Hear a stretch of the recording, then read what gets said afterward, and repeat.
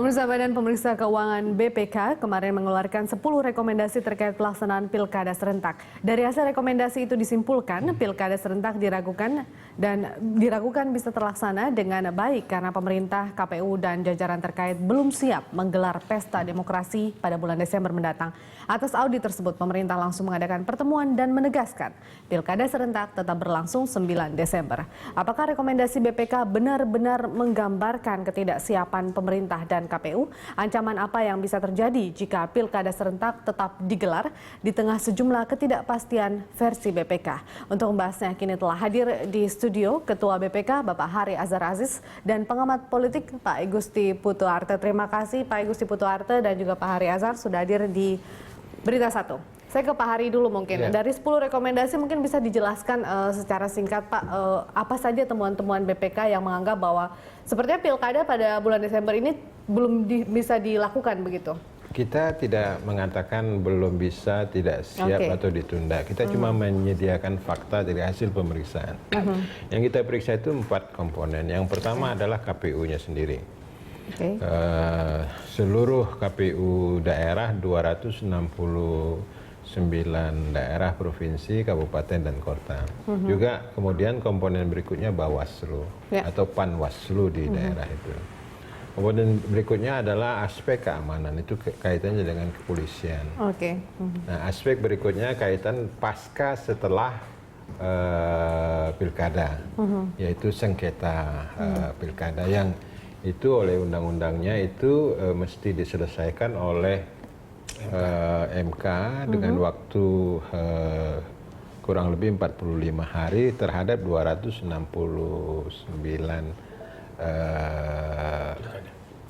daerah yang melakukan pilkada serentak itu.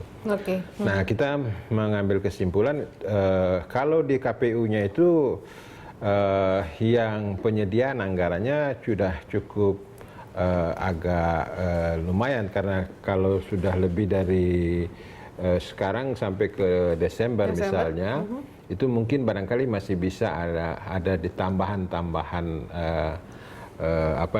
hibah. Artinya kekurangan anggarannya itu sudah tidak terlalu banyak begitu? Masih mungkin kurang lebih sekitar 70%, tapi untuk Bawaslu-nya masih sangat jadi kemungkinan barangkali pemilu di beberapa daerah itu tidak ada Bawaslu-nya kalau anggarannya tidak tersedia. Ini lebih kepada SDM Bawaslu sendiri begitu? SDM-nya, penunjukannya, suratnya, termasuk juga kalau bicara tentang SDM-nya itu masih banyak, kurang lebih sekitar 50% lebih, itu mereka yang bidang bendahara di KPUD-nya, bidang pengadaan barang, pejabat pembuat komitmennya itu tidak memiliki sertifikat itu standar. Jadi pasti kita. Jadi itu harus memiliki sertifikat juga ya Pak ya? Itu butuh waktu berapa begitu. lama begitu Pak kemudian untuk memperoleh cari aja orang di daerah itu yang mempunyai sertifikat. Jadi yang sekarang itu kesan kami adalah itu yang ditugaskan menjadi pegawai di bidang kebendaraan keuangan itu seperti orang-orang buangan di daerah yang tidak lagi bekerja di pemerintah daerah dilimpahkan menjadi pegawai di Artinya KPUD. tidak hanya kemudian kuantitas dari SDM-nya, tapi kualitas dari SDM-nya juga memang menurut BPK sendiri masih belum beres begitu ya Pak ya?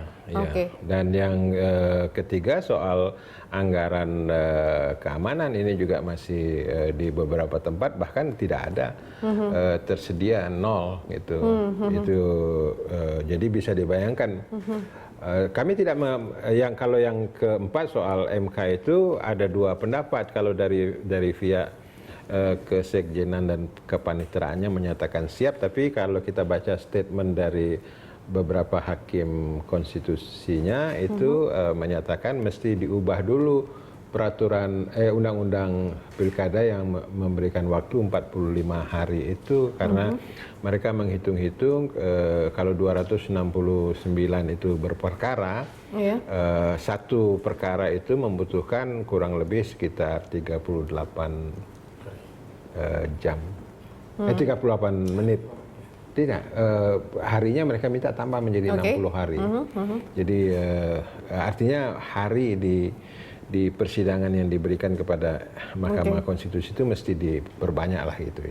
Oke, berarti pasca pelaksanaan pemilu kada, kemudian langkah preventif apabila kemudian ada laporan-laporan terkait dengan kesalahan pelaksanaan pilkada begitu ya Pak? Itu kita sampaikan kepada DPR karena permintaan DPR juga, yang kita mulai melakukan audit ini tanggal 8 Juni sampai tanggal 13 Juli yang lalu. Audit ini Pak kemudian menjadi bagian dari agenda BPK kah, atau memang ini adalah orderan dari mungkin Mendagri?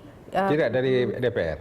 Dari DPR sendiri? Permintaan DPR kepada kami. Oke, itu permintaan tersebut atas dasar sesuatu kah kemudian Pak? Anda tanya aja ke DPR, bukan tanya kepada saya. Tapi kemudian dari DPR sendiri tidak mengatakan ke BPK? Mereka kirim surat kepada kita. Tanpa ada alasan, kemudian hanya meminta audit. Mereka BPK meminta audit untuk apakah penyelenggaraan pilkada serentak ini telah betul-betul siap dilaksanakan dengan aman, dengan tertib, dan tetap menjaga integritas negara Kesatuan Republik Indonesia. Oke, baik. Saya ke Pak Igusti Putuarto. Pak, ini kan kemudian ya sekitar 4 sampai 5 bulan lah jelang pelaksanaan pilkada begitu Pak. Kemudian dari audit dari BPK ini, dari pengalaman Anda sendiri, apakah memang kadang dari KPU sendiri memang dalam waktu masa-masa sempit atau waktu yang ketat kemudian baru bisa semua terrealisasi dengan baik, yang sesuai dan ideal begitu Pak? Atau memang ini kalau Anda lihat masih belum siap sama sekali KPU-nya? Ya, saya boleh mempertajam statement dari Pak Heri tadi. Pertama, saya bicara soal kamar. Ketika bicara anggaran, itu kamar kesekjenan sebetulnya. Jadi policy teman-teman di KPU dan di semua tingkatan itu pada pengambilan kebijakan, perencanaan, alokasi, kemudian evaluasi serta pertanggungjawaban itu kamarnya kamar kesekjenan. Ini dulu kita pisah ketika bicara kamar, sehingga publik bisa paham siapa yang harus sebetulnya kalau ada persoalan lebih banyak bertanggung jawab pada tingkat kebijakan KPU, tetapi pada tingkat perencanaan, pelaksanaan, evaluasi, dan pengendalian anggaran sepenuhnya kesekjenan. Itu yang pertama. Kedua, saya mempertajam statement Pak Hari tentang anggaran tadi itu dari 3 perspektif. Pertama, kecukupan. Ketika bicara kecukupan, betul tidak semua daerah cukup anggarannya. Pada level KPU saja gitu. Pada level Bawaslu apalagi lebih parah lagi gitu. Sampai posisi pada bulan Juni kemarin, catatan saya itu setidaknya ada sekitar 40% Bawaslu yang belum disiapkan anggarannya oleh pemerintah daerah setempat. Belum lagi kita bicara kecukupan pada level Bawaslu. Pada level pengamanan ini jauh lebih parah gitu. Tidak semua daerah menyiapkan anggaran untuk TNI dan kepolisian. Ini ketika bicara soal perspektif kecukupan dan ketersediaan. Nah, kemudian kalau bicara yang poin yang kedua, bicara soal ketersediaan dan alokasinya, ini jauh lebih parah gitu. Harusnya yang ideal, apa yang disebut dengan naskah hibah perjanjian daerah itu NPHD, kalau start pilkadanya bulan April, itu harusnya sudah ditandatangani bulan Februari. Karena butuh sekurang-kurangnya 60 hari untuk ketika naskah hibah perjanjian itu dibuat, kemudian dibuat peraturan kepala daerah di situ untuk plafon anggaran harga eceran tertinggi terendah, lalu sampai kemudian transfer rekening kepada Satker KPU di semua tingkatan.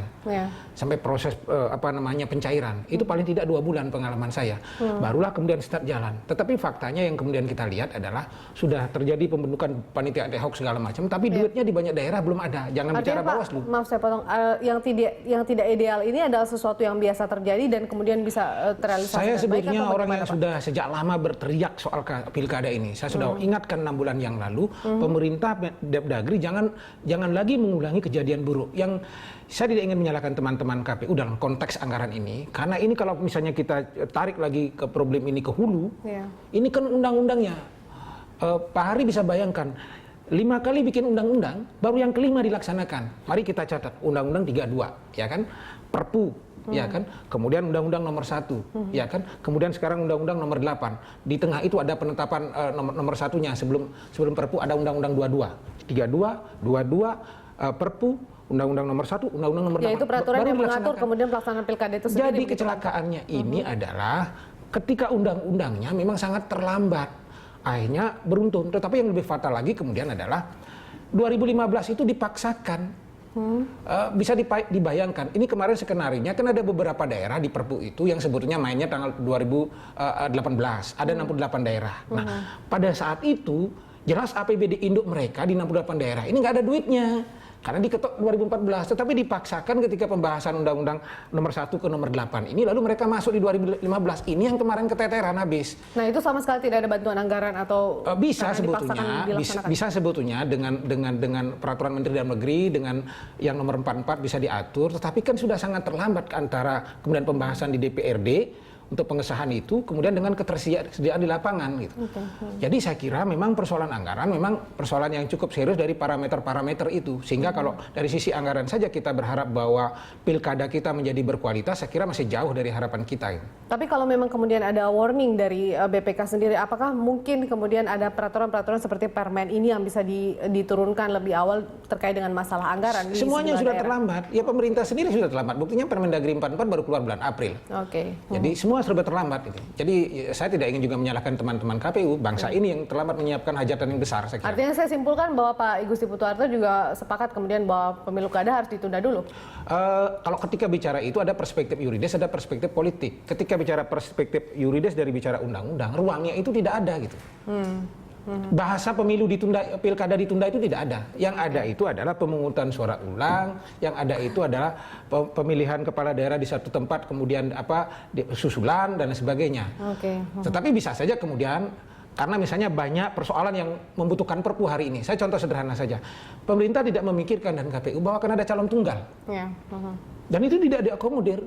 Maka suka tidak suka menurut hemat saya, mumpung ini akan ada perubahan-perubahan di beberapa titik, saya kira pemerintah harus hari ini segera bersiap pada bulan Juli ini untuk menyiapkan perpu. Salah satunya perpu memasukkan klausul soal calon tunggal itu. Baik. Karena belum ada solusi. Nah, termasuk ketika bicara anggaran. Oke lah, kalau misalnya mau menunda, misalnya sudah munculkan saja pasal di situ. Bahwa dengan berbagai persoalan hari ini, misalnya ditunda menjadi bulan April biar tidak musim hujan, biar tidak hancur dengan silakan di perpu itulah dibuat begitu. Pak Igusti Putuarto dan juga Pak Hari Azhar, kita akan lanjutkan perbincangan di segmen berikutnya. Tetaplah di Prime Time Talk.